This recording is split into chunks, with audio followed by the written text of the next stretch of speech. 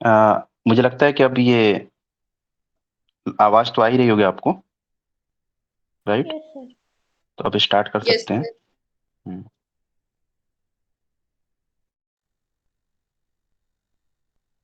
I hope screen visible होगी सबको, ठीक है। बीच में ब्लैक दिख रहा होगा, बाकी सब तो दिख ही रहा होगा थोड़ा बहुत। तो इतना आप लोग मैनेज कर सकते हैं, लेकिन इसमें चीजें थोड़ी सी और समझ में आएंगी आप लोगों को। तो लास्ट टाइम मैंने एक होमवर्क दिया था, एक बार जिसने नहीं किया है और ट्राई करेगा, अभी हम नहीं बताएंगे। उसके बाद भी अगर आप लोगों को नहीं आता है तो मैं बताऊंगा इसको, उसमें कोई बहुत बड़ी इशू नहीं है। तो आई होप कि ये लेक्चर नंबर 2 है, जहां तक मुझे आइडिया है, राइट? यस। तो लेक्चर नंबर 1 में हम लोगों ने बेसिक चीजें देखी थी, उससे भी कुछ क्वेश्चन आज का जो लेक्चर है, यहाँ तो मुझे लगता है 2 क्वेश्चन आपको उसमें मिल जाएंगे। तो आज शायद डेट कितनी है? 4, यस। Yes 4, sir. 3, 23। और ये है आपका एसएसपी लेक्चर। तो मेरे को जहां तक लगता है कि आज की क्लास से 2 क्वेश्चंस दिखने चाहिए एटलीस्ट आप लोगों को। तो जिसमें आप लोगों को भी क्वेश्चंस मिलेंगे, आप थोड़ा पढ़े रहते हो तो आप लोगों को भी अच्छा लगता है, और जब आप लोग करके आओगे तो हम लोग को भी अच्छा लगता है कि चलो एटलीस्ट एफर्ट आप लोगों ने दिया है, उसका रिजल्ट दिख रहा है। तो लास्ट टाइम कुछ बेसिक चीजें कवर की गई थी, अब थोड़ी थोड़ी चीजें और कवर करेंगे, ओके। उसके बाद स्टार्ट करें। तो लास्ट टाइम हमने ब्रेविस लेटिस का कुछ कंसेप्ट लिखवाया था। Yes sir. कितने नंबर ऑफ स्ट्रक्चर बनते हैं उसमें? हाँ, तो वहां पे मैंने ये बताया था कि जो रिस्ट्रिक्शन, ये लिखवाया था ना, the restriction is imposed by symmetry operation, ये लिखवाया था उसके नीचे। सर अभी वही स्टार्ट कर। नहीं। अच्छा, तो क्या लास्ट तक कहाँ लिखवाया था? ये लिखवा दिया था कि 5 इन 2D और 14 इन 3D में फाउंड होते हैं। यस। ठीक है। तो उसके बाद हमने शायद लिखवाया होगा कि ये जो अलाउड लैटिस होते हैं वो ब्रेविस लैटिस बोले जाते हैं, right? Yes yes last. Sir. ठीक है, ठीक। तो ये अच्छी चीज है।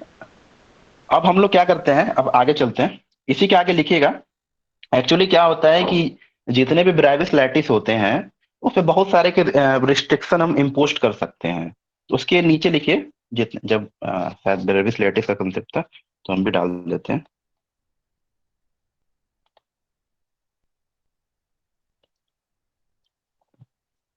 ब्रेविस लैटिस, इसका टेम्पलेट थोड़ा सा चेंज कर देते हैं,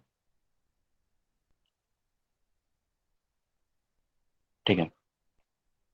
तो ब्रेविस लैटिस में जो रिस्ट्रिक्शन इम्पोज्ड होते हैं वो कई तरीके से सिमेट्रिक ऑपरेशन से डाल जाते हैं। तो इसका डेफिनेशन ऑलरेडी लिखवा दिया था मैंने, तो अच्छी बात है। इसके नीचे लिखिए, ये ब्लैक ठीक लग रहा है या व्हाइट कर दूं? सर ब्लैक सही है। ठीक है, सब अच्छी बात है, ओके। तो यहाँ इसके नीचे लिखिएगा, the restriction, the restriction is imposed by, the restriction is imposed by, the restriction is imposed by symmetry operation, the restriction is imposed by symmetry operation, symmetry operation. उसके बगल में डाल दीजिएगा एच डॉट ओ, मतलब इसका short form SO बोलेंगे, ठीक है। The restriction is imposed by symmetry operation. अब ये किस किस तरीके से सिमेट्री ऑपरेशन होता है उसके नीचे लिखते जाइएगा। पहला जो होता है आपका ट्रांसलेशनल सिमेट्री ऑपरेशन, दूसरा जो होता है आपका रोटेशनल सिमेट्री ऑपरेशन, तीसरा जो होता है आपका रिफ्लेक्शन सिमेट्री ऑपरेशन, और चौथा जो होता है आपका, ये सब पढ़ा होगा, ये हो सकता है ना भी पूछे, लेकिन जो बेसिक चीजें मैंने पहले बताई थी, कुछ एक्स्ट्रा एक्स्ट्रा चीजें हम बताते जाएंगे तो घबराइएगा मत। चौथा जो होता है वो आपका इन्वर्जन सिमेट्री ऑपरेशन। तो ये सारे जो इम्पोज्ड होते हैं ब्रेविस लैटिस में, जो सिमेट्री ऑपरेशन के थ्रू इम्पोज किया जा सकता है, ठीक है। अब हम कोई भी, जैसे मान लीजिए क्वेश्चन पूछ दें, हम ही पूछ दें या कोई भी पूछ दें कि भाई साहब जो आपके पास लैटिस है ये अलाउड कब होगा और नॉट अलाउड कब होगा, मतलब एक्सेप्टेबल कब होगा, नॉन एक्सेप्टेबल कब होगा। तो ये नोट करके लिख लीजिए आप, एक छोटा सा। पढ़ाने के ये मतलब नहीं होता है कि हम पढ़ा दें और आप बस सिलेक्शन ले लो। थोड़ा बहुत नॉलेज भी आपको होनी चाहिए, कल के दिन आप कहीं पे भी जाओ तो बोले कि आपका जो भी टीचर था एटलीस्ट, वैसे मेरी भी एज आप लोगों से बहुत ज्यादा नहीं है, लेकिन जो भी आपका टीचर था इसलिए ऐसा पढ़ाया है कि कुछ आप गेन करके गए हो। कोई भी इंटरव्यू में होता है तो आप वहां पे बताओगे कि हाँ ऐसी चीजें हैं, तो सीखनी चाहिए। तो लिख लीजिएगा नोट, लिखिए। ये लैटिस, पहले थोड़ा समझा देता हूँ। देखिए लैटिस जो होता है, अगर उसके पास कम से कम एटलीस्ट वन सिमेट्री एलिमेंट हो, मतलब एक तरह का एटलीस्ट सिमेट्री ऑपरेशन हो जाए, तब तो वो एक्सेप्टेबल है, तब तो वो अलाउड है। लेकिन किसी भी लैटिस में अगर किसी तरह की सिमेट्री नहीं मिलती है तो लैटिस परमिसिबल नहीं है, मतलब नॉट अलाउड है। इसके नीचे नोट में लिख लीजिए बल्कि एक point, A lattice is allowed only if it possess at least one symmetry element. अभी कुछ देर बाद एक ऐसी चीज बताएंगे जिसमें आप लोग को मजा आएगा, करने में भी अच्छा लगेगा। ठीक है, सिमेट्री एलिमेंट ये हो गया। सेकंड लिख लीजिए, a lattice with zero zero a lattice with zero symmetry symmetry element is not allowed.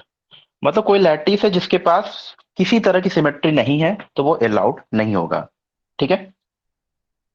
अच्छा, कुछ चीजें हम एक्स्ट्रा बताते हैं तो आउट ऑफ सिलेबस चले जाते हैं, तो थोड़ा सा आप लोग पेशेंस रखिएगा, ये आपके लिए बेनिफिशियल के लिए इन फ्यूचर जब आप जाएंगे। अब जैसे हम इसी का एक एग्जांपल है, सपोज करिए कि आपके पास एक हमने स्क्वायर लैटिस दे दिया, जो कि आप लोग ऑलरेडी पढ़े हुए हो, ऐसा नहीं है कि नहीं पढ़े हुए हो। अगर स्क्वायर लैटिस में हम देखें तो किस तरह की सिमेट्री आती है? हमेशा स्क्वायर लैटिस में आप देखोगे कि लेंथ और विड्थ क्या होते हैं, इक्वल होते हैं, हाँ या ना? ठीक है। और इन दोनों के बीच का जो एंगल होगा हमेशा 90 डिग्री होगा, राइट? मतलब यहाँ पे दो तरह की सिमेट्री है, एक तो दोनों का लेंथ और ब्रेड्थ इक्वल है, और सिमेट्रिसिटी दूसरी ये कहती है कि किसी भी दो पार्ट का एंगल देख लीजिए आप, एडजेसेंट एंगल वो हमेशा 90 डिग्री होगा। सेकंड देखिए, पहला एग्जांपल। सेकंड आप लोगों से पूछते हैं, जैसे मान लीजिए रेक्टेंगुलर होगा, अगर हम यहीं पे ले लें, रेक्टेंगुलर है आपके पास लैटिस,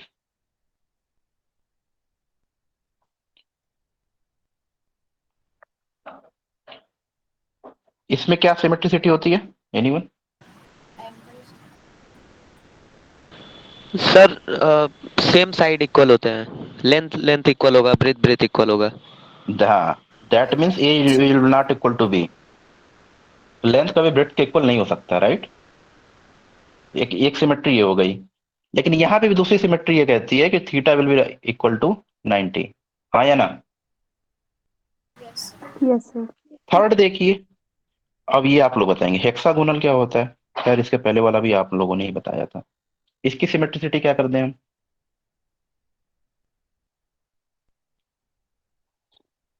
सर एंगल इसमें इक्वल होता है। Very good. थीटा जो होता है 120, वो हमेशा आपको देखेंगे कि इक्वल होता है। पहली सिमेट्रिसिटी होगी, दूसरी सिमेट्रिसिटी देखेंगे ए और बी भी इक्वल होते हैं, हाँ या ना? यस। यस। तो ये सब आप लोग समझेंगे। ठीक है। इसके इसका एक कॉन्सिक्वेंस ये भी निकलता है, अगर देखा जाए इंपॉर्टेंट पॉइंट नंबर 3 में स्टार बना के लिख सकते हैं आप, each and every Brevis lattice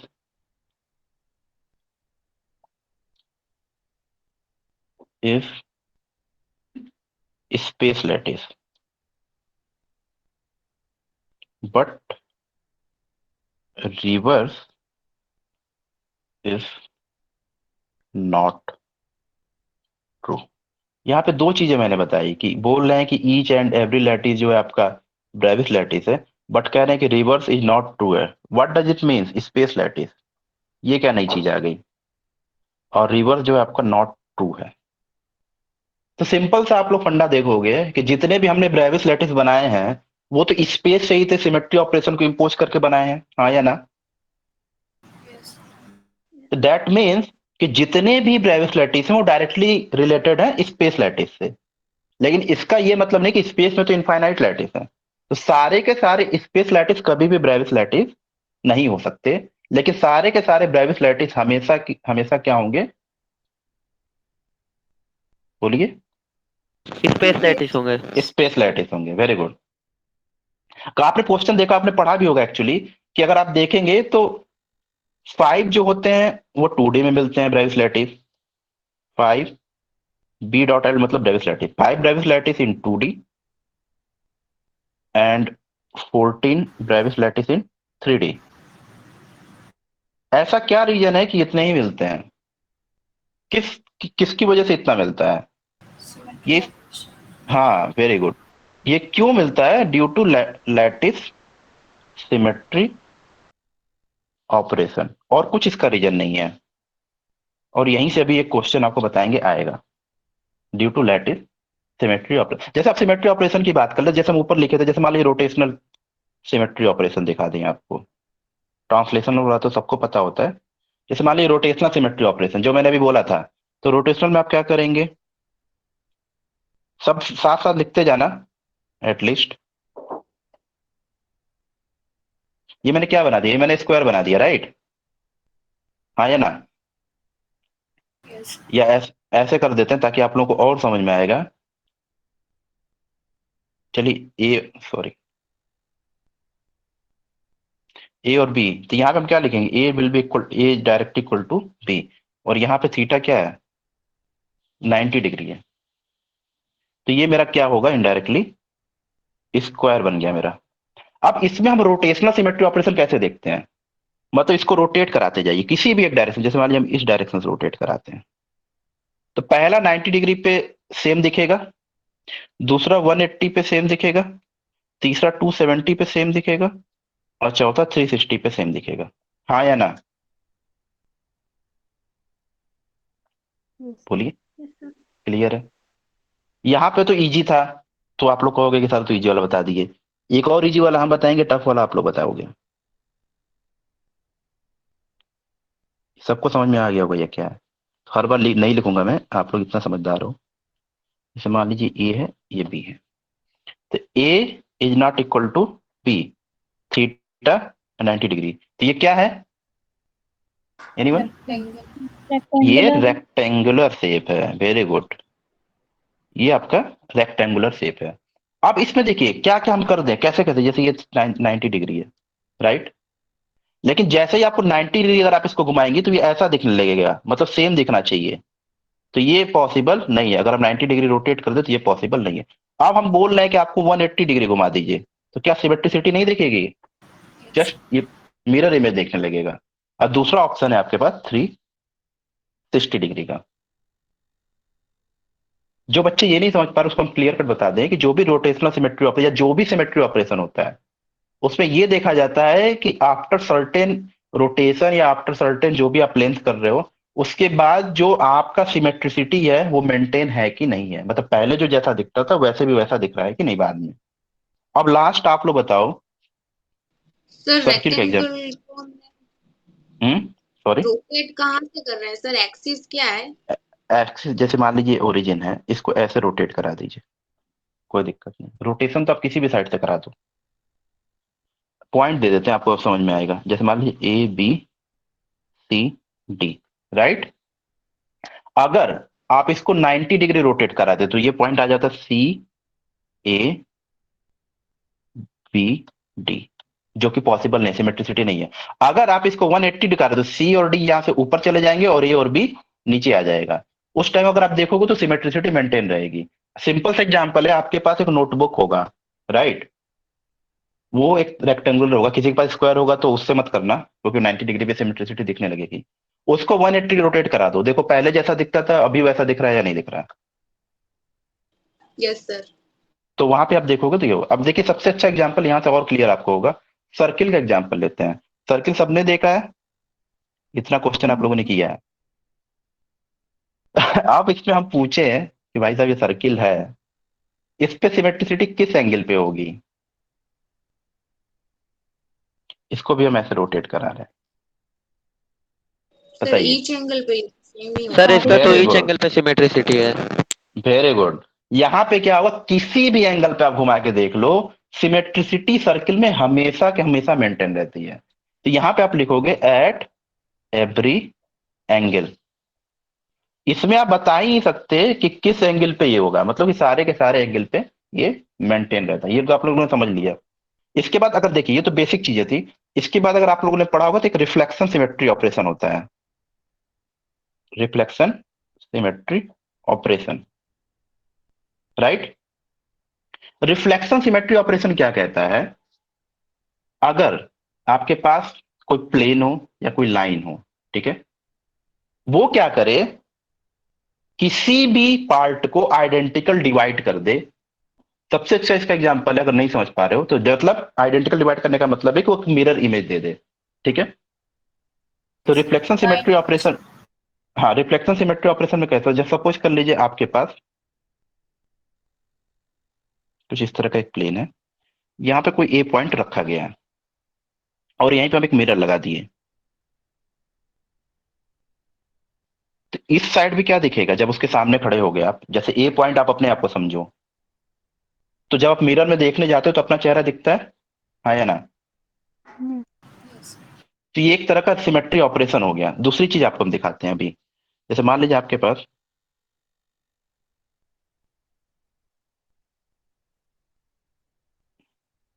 लिखवा नहीं रहा हूं क्योंकि ये कभी पूछा भी नहीं जा सकता, ठीक है।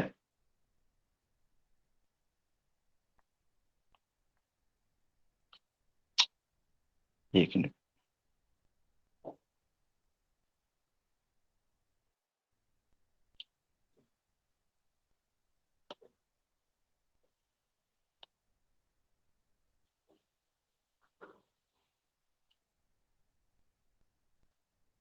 आप लोग थोड़ा अच्छे से बनाना,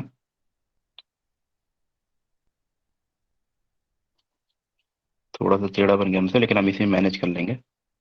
जैसे मान लीजिए आपके पास एक क्यूब है, इसका मतलब आप समझिएगा कैसे होता है ये एक्चुअली। अब क्यूब में मैंने क्या कर दिया, ध्यान से समझिएगा। कलर चेंज कर देते हैं।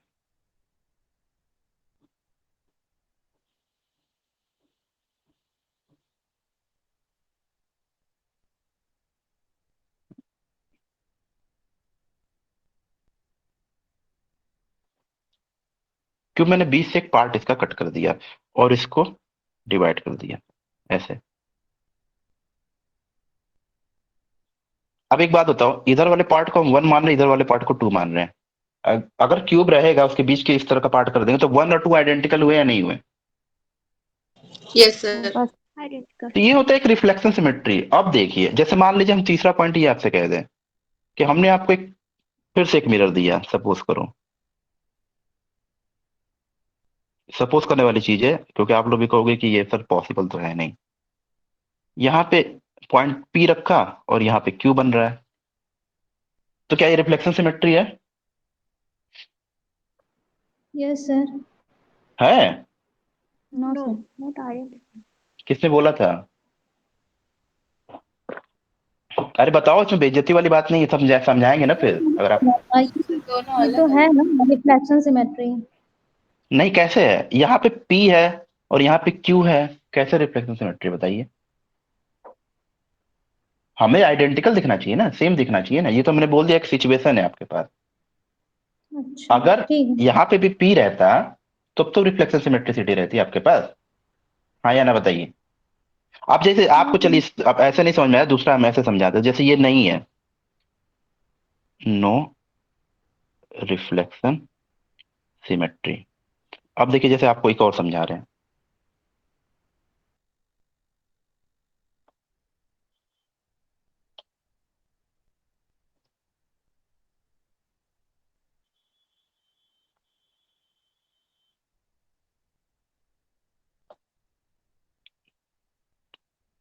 देखिए यहाँ पे पूछने पे इतना मत आप लोग फील करिए बेइज्जती होगी, यहाँ बेइज्जती होना ठीक है। एग्जाम में नहीं बेइज्जती होनी चाहिए, नहीं तो मार्क्स कट जाएंगे। अब हम क्या कर रहे हैं, हम इसी पार्ट को कलर कर दे रहे हैं और इसको ओरिजिन मान ले रहे हैं, सपोज करो ये वाला पार्ट। तो इधर वाला पार्ट को 2 बोल रहे हैं, इधर वाले पार्ट को 1 बोल रहे हैं, तो 1 और 2 क्या आइडेंटिकल है क्या? No sir. जब आइडेंटिकल नहीं है तो क्या ये रिफ्लेक्शन सिमेट्री ऑपरेशन हुआ? No sir. No. तो no reflection symmetry operation, that is not possible. इसमें जो सबसे ज्यादा समझने वाला होता है, अगर आप ध्यान दोगे, या जो आपको हो सकता है कि जब आप पढ़ते होगे तो थोड़ा सा प्रॉब्लम आई होगी, वो बस थोड़े से इन्वर्जन में आती है। जैसे मान लीजिए इन्वर्जन हम बोल दें, इसमें बच्चे थोड़ा सा कंफ्यूज हो जाते हैं, लेकिन अभी मैं जो बताऊंगा उससे आप कंफ्यूज बिल्कुल नहीं होगे। Inversion symmetric operation. अब आप कहोगे सर ये तो, आप ऐसा कोई हमसे नहीं बोल सकता कि हम ये नहीं पढ़े हैं। अगर नहीं पढ़े हो तो तुम बीएससी पास आउट कैसे कर लियो, हम ये पूछेंगे फिर, क्योंकि अगर सॉलिड स्टेट रहा हो तो। पहले क्या करते थे ना, जब हम लोग भी आपके एज में थे ना, अब पता नहीं हो सकता आप लोग के बीच में से कोई करता, जो चीजें नहीं समझ में आती थी याद कर जाते थे। आप लोग भी करते हो? Yes, sir. Yes sir. जैसे मेरा क्या होता था, वैसे भी कुछ नहीं समझ में आ रहा है, जो नहीं समझ में आता पूरा याद कर जाओ, एग्जाम में जाके वही लिख दो, नंबर आ जाते थे। जब बाद में गए, जब एमएससी में गए, तो पता चल रहा है कि वो तो पढ़ाया ही नहीं जा रहा, उसका कंसेप्ट से ऊपर की चीजें पढ़ाई जा रही हैं। उस टाइम पे भी अगर हम समझ गए रहते तो आगे प्रॉब्लम नहीं आती। तो जो मेरा अपना एक्सपीरियंस हम आपको बता रहे हैं कि अभी आप समझ जाओगे तो आगे आपको दिक्कत नहीं आएगी। सपोज करो हम आपको एक क्यूब दे देते हैं, आपके पास क्यूब कुछ इस तरह का है।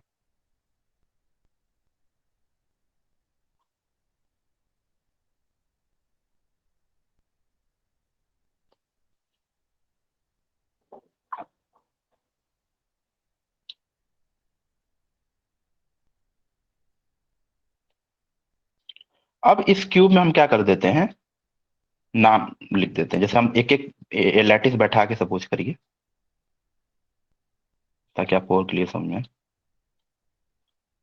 अब यहाँ पे ना हम एक नाम देते हैं, जैसे 1 2 3 4 5 6 7 8। अब हम बोलते हैं आप लोगों से इसका इन्वर्जन करिए, इन्वर्जन करिए। वैसे तो हम बोल देंगे, और अभी हम लिख भी देंगे, फिर आप कहोगे कैसे आया। तो इन्वर्जन मतलब होता क्या, पहले ये समझ लीजिए, ठीक है? इन्वर्जन मतलब कुछ नहीं होता है।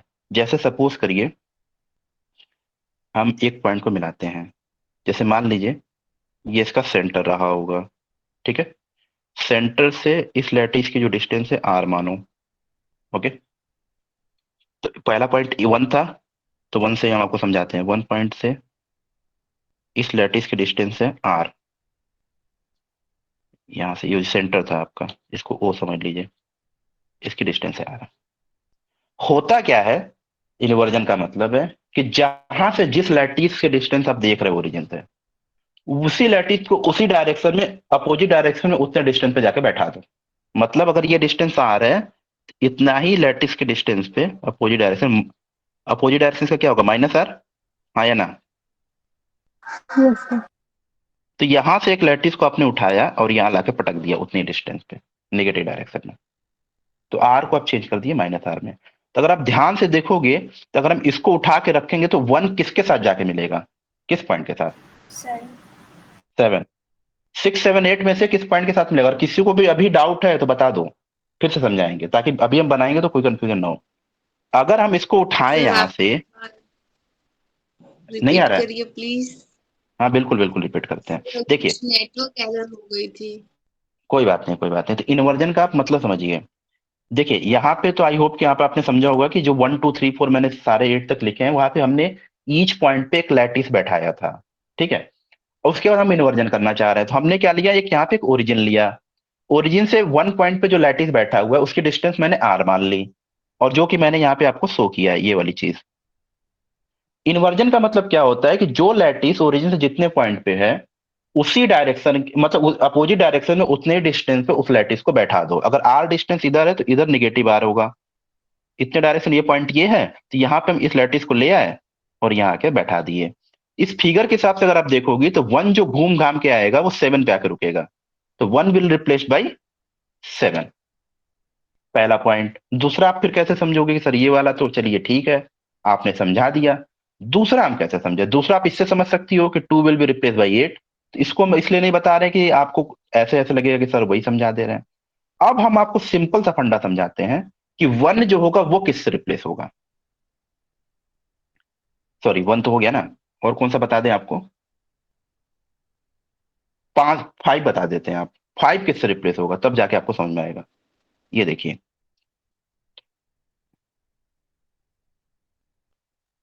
ये जो डिस्टेंस है थ्री की, वो आर है। फिर इसी तरीके से इसको घुमाएंगे आप निगेटिव डायरेक्शन में, ये माइनस आर तक, तो ये जाएगा फाइव पे। कैसे जाएगा?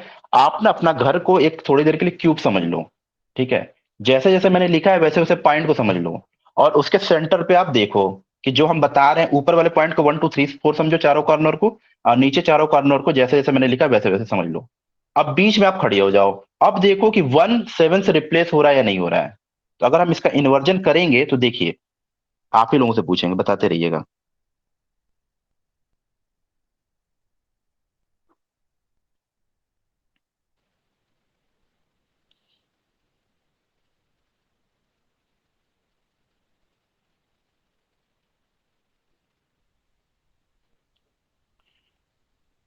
चलिए, अब एक एक लोगों से पूछेंगे, बताते हैं। किसी को नहीं समझ आएगा तो मैं फिर से बताऊंगा। चलिए डिम्पल, आप बताइए। जैसे एक को मैंने सेवन से रिप्लेस कर दिया, तो ये तो सबको पता है। ये टू को मैं किस पॉइंट से रिप्लेस करूं, टू को? 8. वेरी गुड, तो यहाँ पे एट हो गया। एट, और ये एट, और डेफिनेटली अगर टू को एट से रिप्लेस करो तो एट को टू से करोगे। चलिए, ये समझ में आ गया। सुमाना, आप बताइए, ये जो पॉइंट सिक्स था वो किससे रिप्लेस होगा यहाँ पे? फोर से। Very good. अगर पॉइंट सिक्स फोर से है तो फोर वाला किससे हो जाएगा? सिक्स। सिक्स से, कोई दिक्कत नहीं है। अब हेमलता, आप बताइए, ये थ्री जो है वो किससे रिप्लेस करूं मैं? सर फाइव से। वेरी गुड, थ्री फाइव से हो जाएगा, तो फाइव किससे हो जाएगा? थ्री से। ये हो गया, इस तरीके से करते हैं। आप बताइए, इसमें किसी को डाउट है इन्वर्जन में? No sir. वेरी गुड, तो ये हो गया यहाँ आपका। इन्वर्जन हाँ बताइए वन की डिम्पल। No sir. सर यहाँ आपने इन्वर्जन करा है तो वन की जगह 7 लिखना है ना।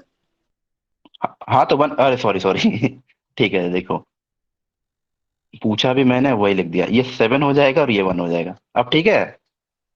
Yes sir. Thank you for pointing out this thing. कभी कभी हो जाता है, बोल कुछ और रहे हैं, लिख कुछ और जाता है। इसके बाद एक्चुअली ना, देखिए, जो हम 14 ब्रेविस लैटिस बता रहे हैं उसको मैंने बोला था डिस्कस करेंगे, और वहां से लिख के ले लीजिए। अभी जो बताने जा रहा हूँ, 4 नंबर का क्वेश्चन लिखा हुआ है अभी, जो अभी मैं डिस्कस करने जा रहा हूँ उसमें 4 नंबर क्वेश्चन। उसमें डिस्कस तो मैं बहुत सारी चीजें करूंगा, लेकिन इसमें दो चीज आपको मैं बोलूंगा, हमेशा याद रखे रहिएगा। वो दो चीज क्या है? तो थ्री डी में जो होता है, यहाँ पे लिख दीजिए, Brevis lattice in three D. Heading डालेंगे आप, Brevis lattice in three D.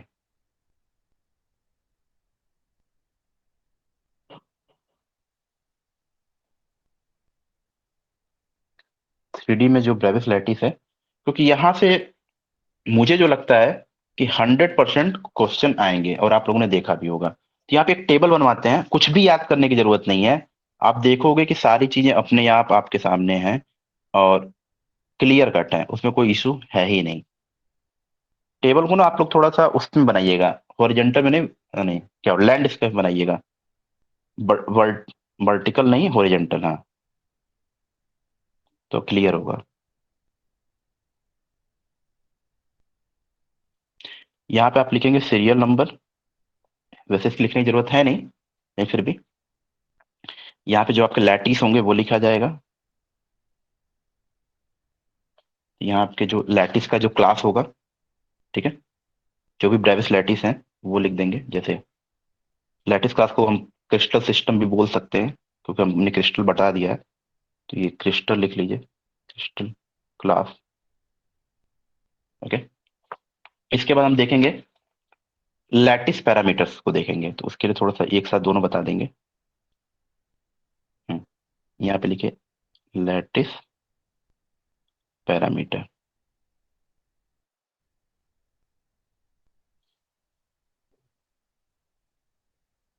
ठीक है।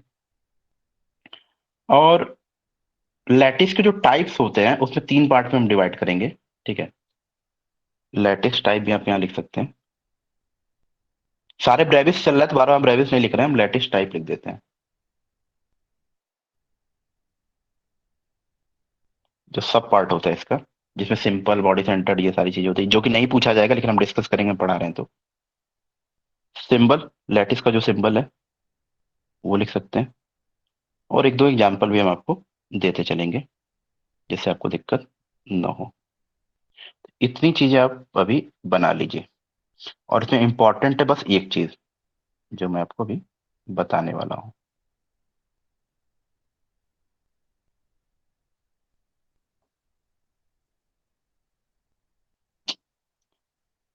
छोड़िए, ऊपर वाला दिक्कत कर रहा है।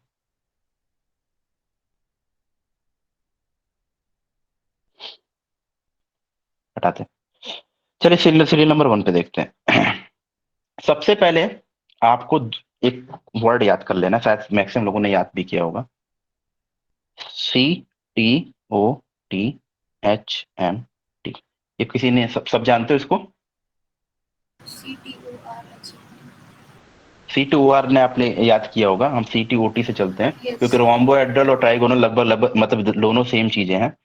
वो टी इसलिए लिख दिया है ताकि आप लोग इजी हो। देखिए, इसको याद करने सबसे अच्छा तरीका हम क्या बताते हैं। बचपन में आपके पेरेंट के पास, या आपने देखोगे, एक HMT की वॉच आती थी, शायद मैक्सिमम लोगों ने देखा हो। जैसे मेरी मम्मी के यस पास सर, था तो यस सर। हाँ। तो HMT तो लास्ट में लिखना है, वॉच से याद आ गया, ठीक है। अब यहाँ से CTOR भी कुछ लोग याद करते हैं, हम CTOT से जानबूझ के चलते हैं ताकि TT 2 बार आए तो बच्चों को कोई दिक्कत ना हो। लेकिन यहाँ पे इसलिए कह सकते हैं कि रोम्बोहेड्रल और टेट्रागोनल ट्राइगोनल में, सॉरी, बच्चों को दिक्कत होती है, ठीक है। तो आपको ऊपर है, हम इसलिए बोल देते हैं कि पहला जो स्टार्ट होगा आपका, वो जो होता है वो टेट्रागोनल से होता है, ठीक है, जो पहला स्टार्ट होता है। तो यहाँ पे T/R भी लिख सकते हैं क्योंकि रोम्बोहेड्रल और आपके जो ट्राइगोनल होते हैं वो दोनों सेम होते हैं, ठीक है। तो जो पहला सी से चलिए, सबसे सिंपलेस्ट सिस्टम में जो है वो कहाँ से स्टार्ट होता है? क्यूबिक से। और यहाँ पे लिख लीजिए मोस्ट इंपॉर्टेंट, क्योंकि जब आप पेपर दे के आएंगे तो हम बोलें कि देखिए मेरे नोट से या जो आपने पढ़ा था, जो आपने डिस्कस किया, तो वहां से क्वेश्चन आए हैं, नहीं आए हैं। पहला जो स्टार्ट करिए वो क्यूबिक होता है। तो क्यूबिक में लैटिस पैरामीटर सबको पता है। क्या पता है? A will B equal to B will B equal to C। इस लैटिस पैरामीटर को हम क्या करते हैं, दो सब पार्ट में बांट देते हैं ताकि आपको और दिक्कत ना हो।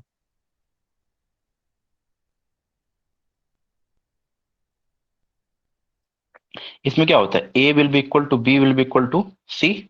कोई दिक्कत? अल्फा, बीटा, गामा कितने होंगे? 90 डिग्री। इसमें किसी को प्रॉब्लम? कोई कोई दिक्कत नहीं होगी। इसमें देखिए, क्यूबिक में 3 तरह के ब्रेविस लैटिस के टाइप होते हैं। एक तो होता है सिंपल, किसी को देखिए ये जो पार्ट हम लिख रहे हैं ना, पहला वाला जो क्रिस्टल क्लास है और लैटिस जो पैरामीटर है, यहीं से क्वेश्चन बनते हैं। लेकिन अब हम पढ़ा रहे हैं आप लोगों को तो इसलिए हमें थोड़ा सा आगे भी आपको समझाना पड़ेगा कि इनके जब आगे आप जाओगे तो दिक्कत ना हो। दूसरा होता है बॉडी सेंटर्ड, B.C का मतलब बॉडी सेंटर्ड समझिएगा। और तीसरा होता है फेस सेंटर्ड, ठीक है।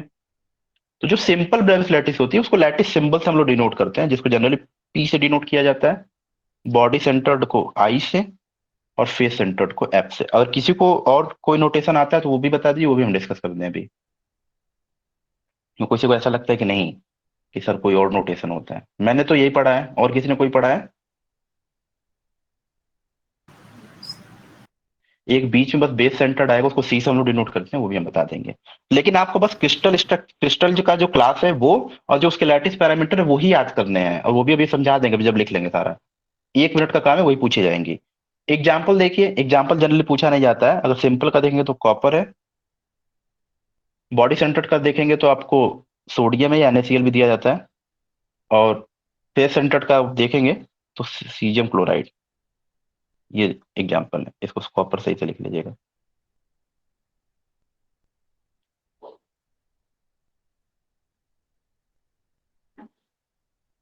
कॉपर। तो आपको क्या इंपॉर्टेंट लिखना है, ये क्यूबिक मतलब क्रिस्टल, ऊपर से क्रिस्टल क्लास और लैटिस पैरामीटर, ये याद करना है। ये आपको हो गया पहला, खत्म। दूसरे पे आइए, दूसरे से आप लोगों से पूछेंगे। अब देखिए CTOT है ना, पहले हम लिख ही लेते हैं। दूसरा जो स्टार्ट करेंगे, दूसरा वो क्या होता है, टेट्रागोनल से। तीसरा जो होगा, ओ फॉर क्या होता है? ऑर्थोरोम्बिक। लिखते रहिए। और ये लैटिस टाइप जो होगा हम बताते जाएंगे, इसको नोट कर लीजिएगा। जो नेक्स्ट है ना, उसको या तो टी समझिए या तो आर समझिए। T for trigonal, R for rhombohedral, तो दोनों सेम होते हैं। तो इसको लिखिए ट्राइगोनल ऑब्लिक रोम्बोहेड्रन। यही दो चीजें हैं जो आप इसको लिख सकते हैं, ठीक है। इसके बाद तो सबको पता है, ये जो वाला पार्ट है एच, एच पर क्या होता है? Hexagon. हेक्सागोनल। एग्जाम। जो, हाँ, जो सबने देखा है। सबसे मजा तो लास्ट वाले में आता है, उसमें कुछ करना ही नहीं रहता है, सारे इक्वल नहीं होते हैं। हाँ। तो पांचवा जो है आपका एच, एच फॉर हेक्सागोनल। छठा है जो है आपका एम, एम फॉर मोनोक्लिनिक। इसलिए इसको जनरली पूछा नहीं जाता, हम लोग भी टेस्ट में नहीं पूछते, क्योंकि ये आप सबको पता रहता है। ट्राई क्लिनिक, बीएचयू में देखेंगे आप तो उन्होंने ट्राई क्लिनिक का एक दो बार पूछा है, शायद मेरे ही जब ने 2015 में एंट्रेंस दिया था, 13 में सॉरी, उस टाइम पूछा था ट्राई क्लिनिक का। देखिए अब इसमें करना क्या है, क्यूबिक्स आपने स्टार्ट किया। अब देखो करते जाओ, कैसे करते हैं। जैसे A equal to B equal to C है, इसमें नेक्स्ट नेक्स्ट में आपको फॉलो करना है, A equal to B does not equal to C.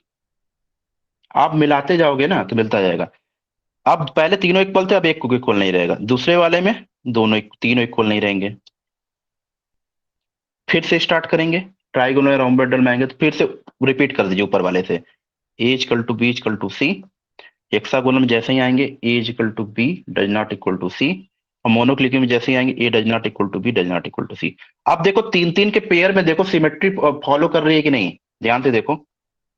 ये तीन पेयर को उठाओ, एक दो तीन, और इसके नीचे फिर से देखो। तो इसका नंबर कैसे चलता है, 1 2 3, 3 2 1। वन ये है आपका A equal to B equal to C. Tetragonal में क्या A equal to B does not equal to C. Orthorhombic का A does not equal to B does not equal to C. मतलब 1 2 3 और 3 2 1 ऐसा करेंगे। और लास्ट वाला जो होता है ट्राइक्लिनिक, उसमें पिछले वाले को रिपीट कर देते हैं, A does not equal to B does not equal to C. ये जो सिस्टम है सबको समझ में आएगा नहीं? हाँ ना, बोलिए। Yes, sir. Yes, sir. Yes, sir. मतलब आपको क्या करना है, A equal to B equal to C से स्टार्ट करना है, दूसरे वाले में B not equal to C, तीसरे वाले में तीनों के तीनों इक्वल नहीं होंगे। फिर से ऊपर वाले को रिपीट करिए, A equal to B equal to C, फिर चौथे वाले में नॉट इक्वल टू सी एक होगा, उसके नीचे दोनों नहीं होंगे, और सबसे नीचे वाले में ऊपर वाले को फॉलो कर दीजिएगा। ट्राई क्लिनिक एक ऐसा सिस्टम है ब्रेविस लैटिस का, जिसमें न तो वो जो आपके ए और बी और सी इक्वल होते हैं, ना तो अल्फा बीटा गामा इक्वल होती है, ठीक है। याद रखे रहिएगा, ट्राई क्लिनिक का ऐसा सिस्टम है। अब देखिए ये हो गया। अब इसी तरीके से आप कह सकते हो कि सर इसमें भी पॉसिबल है कि अल्फा बीटा गामा, हाँ बिल्कुल पॉसिबल है। पहले वाले में क्या आपने लिखा, alpha equal to beta equal to gamma equal to 90 degree. दूसरे वाले में आप क्या लिखेंगे, एनीवन? कोई कुछ बता दो। एंगल सेम ही होते हैं तीनों में, फर्स्ट तीन में। हाँ वेरी गुड। इसमें क्या करते हैं, alpha beta gamma 90, alpha beta gamma 90। तीन वाले में आपको एकदम एज इट इज फॉलो कर देने हैं, तीन वाले में। इसके नीचे जैसे ही आप आएंगे रोम्बोहेड्रल या ट्राइगोनल में, इसमें आपको क्या करना है, alpha beta does not equal to gamma, sorry,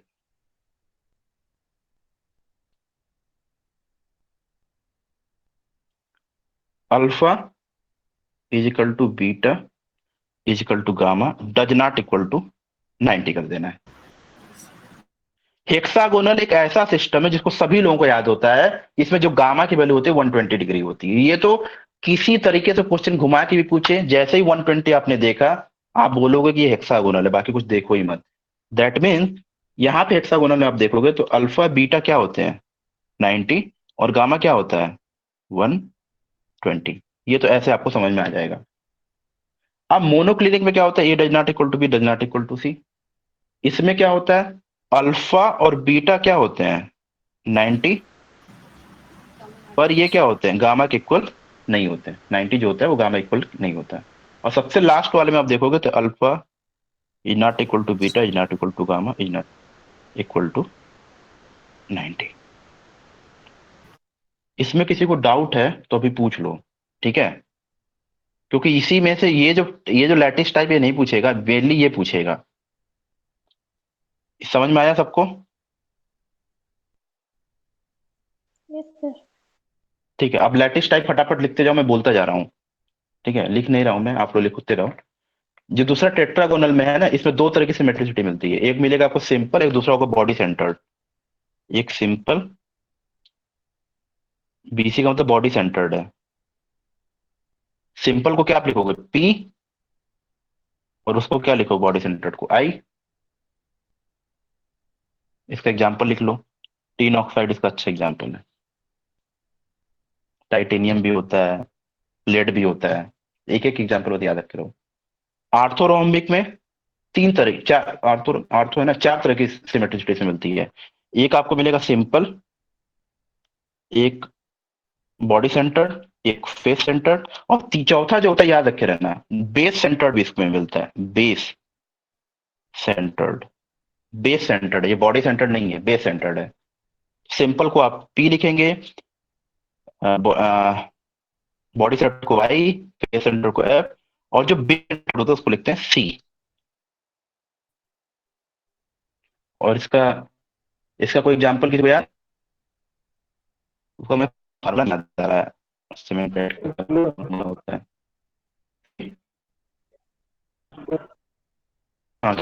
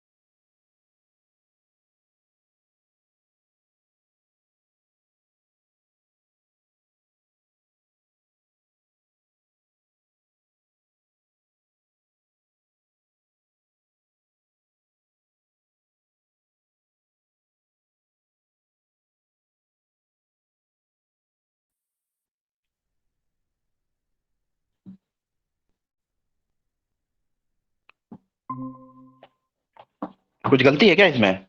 CU होगा, कॉपर सल्फेट था क्या?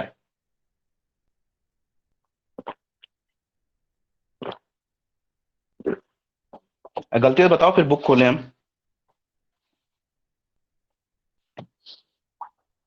अरे हाँ ना बोल दो। एसो पिल्लई की बुक आप पढ़ सकते हैं, ठीक है, उसमें कोई दिक्कत नहीं। किसका था? सही तो है, जिप्सम ही तो है ये। दूसरा एग्जाम्पल भी लिखिए, मोनोक्लिनिक का, इसी का है। इसका दूसरा एग्जाम्पल लिखिए आप। लो, FeSO4। एक और लिखिए, Na2, ये N है।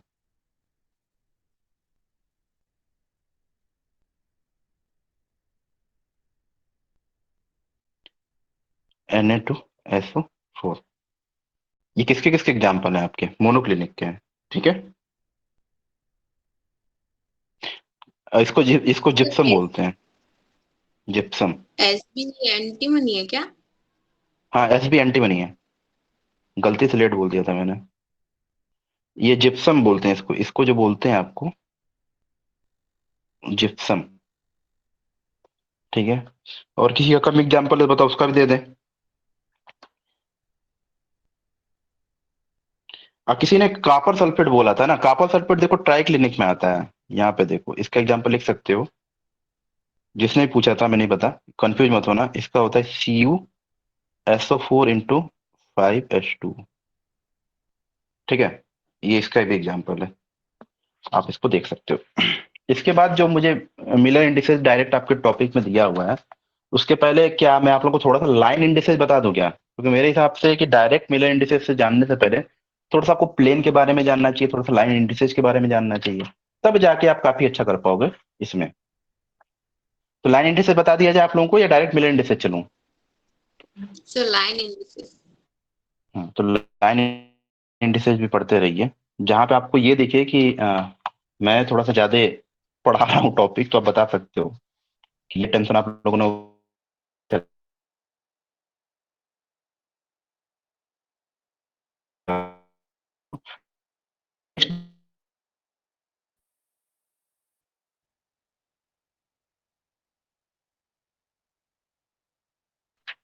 कोई चीजें लिखी जाती हैं, उसको किस फॉर्म में लिखी जाती हैं कि कल के दिन आप लोग कंफ्यूज न मत हो, ठीक है, किस तरह के ब्रैकेट में लिखा जाता है। फॉर एग्जाम्पल, अगर हम HKL को इस फॉर्म में लिखें, छोटे ब्रैकेट के फॉर्म में, इसको बोलेंगे आप मिलर इंडिसेस, राइट।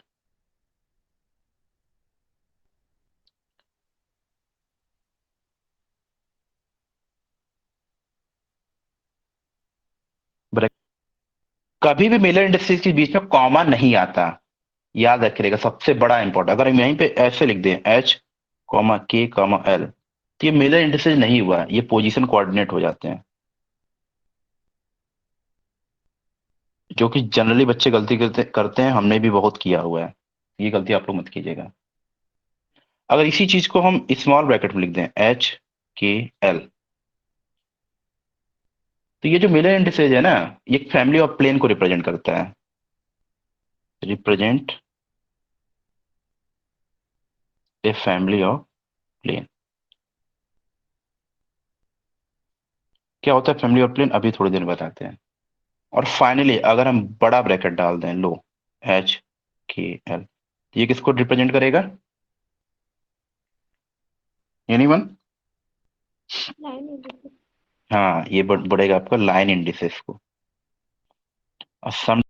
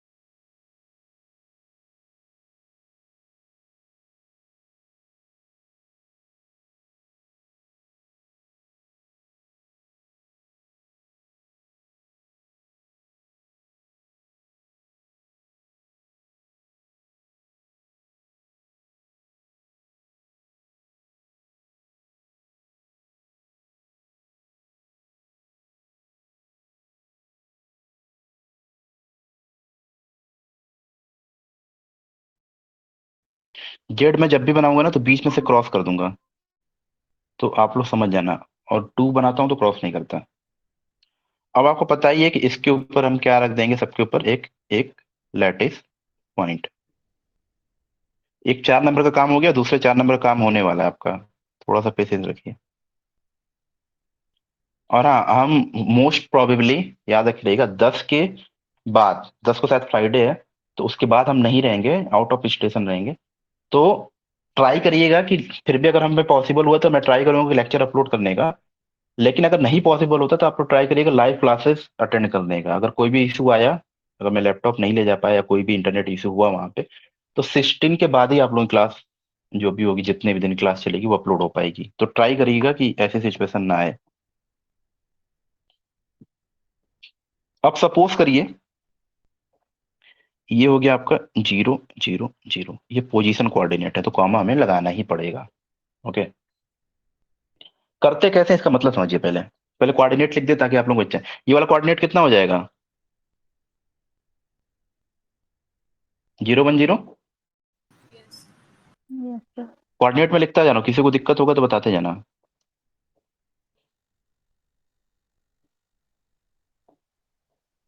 0 0 0 1 1 0 0 1 0।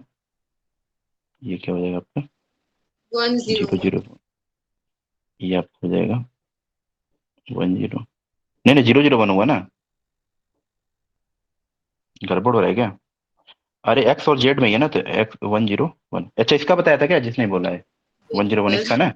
ठीक है। ओके। और ये वाई और जेड में है, तो 0 1 1। किसी को सर अच्छा, मुझे एक कोऑर्डिनेट्स में दिक्कत है, थोड़ा बता दो। कोऑर्डिनेट में। हाँ यस सर। अच्छा देखो, कोऑर्डिनेट में किस कोऑर्डिनेट में दिक्कत है उसको हम पर्टिकुलर 0 0 0 तो समझ में आ रहा है, राइट?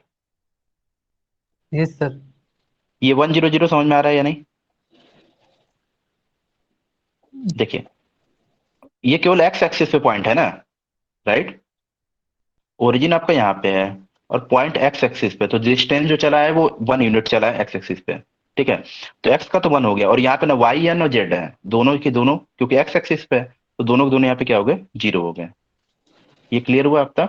Yes sir. इसी यस सर तरीके से ये वाला अब क्लियर हो गया होगा, हमें लगता है। ये 0 0 1 1 0 1 0, जो 1 0 0 आपको ऑलरेडी क्लियर है। अब इस पे आते हैं 1 1 0, ये कैसे आ रहा है, राइट? यस। ये पॉइंट अगर आप ध्यान से देखोगे तो ये एक्स और जेड, एक्स और वाई के बीच में पड़ रहा है, हाँ या ना? Yes sir. तो ये 2 डायमेंशन में है अभी। तो इसका पॉइंट क्या होगा? एक्स और वाई के बीच में पड़ रहा है। अगर यहां पहुंचने के लिए हमें क्या करना पड़ेगा? यहां पहुंचने के लिए पहले यहां आना पड़ेगा, और इस पॉइंट पे, और इस पॉइंट से फिर यहां पे जाना पड़ेगा, राइट? जी सर। तो इसको करने के लिए हमें क्या करना पड़ेगा? पहले हम एक्स पे 1 चलेंगे और वाई पे 1 चलेंगे। तो ओके। 1 1 हो गया, और जेड पे एक्सिस नहीं है क्योंकि एक्स वाई पे में है, तो जेड का यहाँ पे क्या हो गया? 0 हो गया। ओके। क्लियर? आ गया सर। इसी तरीके से सिमिलरली अगर आप इसमें करेंगे, तो ये वाला जो प्लेन है वो एक्सजेड प्लेन है, ध्यान से देखिए। तो एक्सजेड प्लेन में क्या होगा? 1 1 तो जेड और एक्स में चलेगा, मतलब एक्स का 1 और जेड का 1, लेकिन वाई क्या हो जाएगा? 0 हो जाएगा। क्लियर? जी सर। अब एक पॉइंट हमने छोड़ा है, वो कौन सा प्लेन होगा? एनीवन?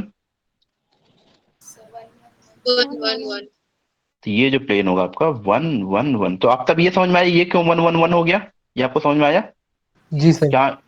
क्योंकि इसमें ये जो एक ऐसा ही पॉइंट है, एक ये जो तीनों प्लेन में लाई कर रहा है। ठीक है, जी सर। इस एक प्लेन लाइन है, इसलिए इसका क्या हो गया आपका? 1 1 1 हो गया। तो ये हम इसलिए बता दिए कि अभी हम इसको समझाते हैं कि कैसे इसको लिखेंगे।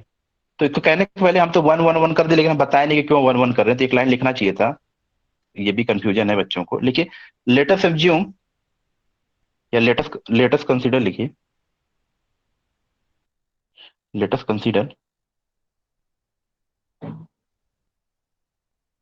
Latus consider this unit cell, this unit cell has unit, unit मतलब 1 ना, यूनिट डायमेंशन। अब हमने यहाँ पे डिफाइन कर दिया, आपको आप लोगों को दिक्कत नहीं। यूनिट डायमेंशन का मतलब है कि हर एक पॉइंट पे एक एक डायमेंशन ये चलेगा, मतलब एक यूनिट चलेगा। सपोज कर लो किसी चीज का पहले कोऑर्डिनेट था आपका एक्स वाई जेड, ये सपोज करो। 1 मिनट होल्ड करिएगा आप लोग, तो थोड़ा सा 1 मिनट।